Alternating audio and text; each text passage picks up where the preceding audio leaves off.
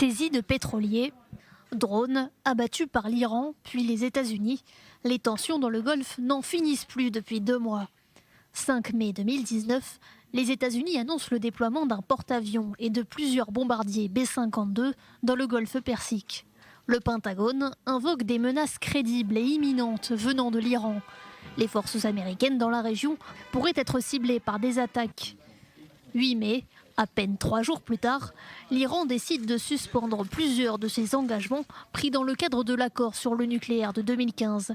Une réponse aux sanctions supplémentaires imposées par Donald Trump. Téhéran produira désormais de l'uranium enrichi à au moins 4,5%, un niveau prohibé par l'accord de Vienne. Le régime des Mollahs menace de s'affranchir d'autres engagements.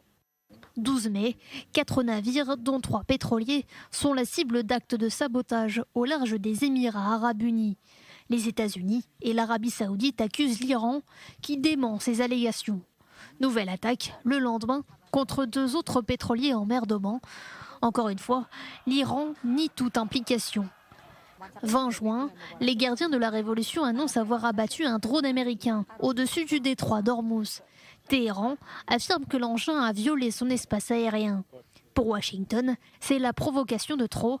Le jour même, Donald Trump ordonne des frappes aériennes contre l'Iran, avant de faire marche arrière 10 minutes avant l'heure prévue des tirs. 4 juillet, un pétrolier iranien est arraisonné par les autorités britanniques au large de Gibraltar. Il est soupçonné de vouloir livrer du pétrole à la Syrie. 18 juillet, le régime iranien dit détenir un tanker étranger, accusé de se livrer à de la contrebande de carburant dans le Golfe. Le même jour, Donald Trump affirme qu'un drone iranien a été abattu.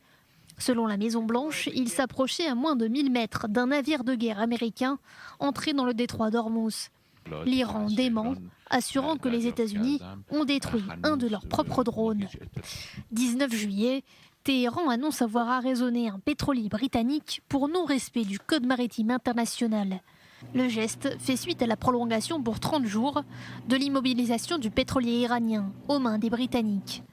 20 juillet, l'Arabie saoudite décide d'accueillir des forces américaines sur son sol pour préserver la sécurité dans la région, une première depuis 2003.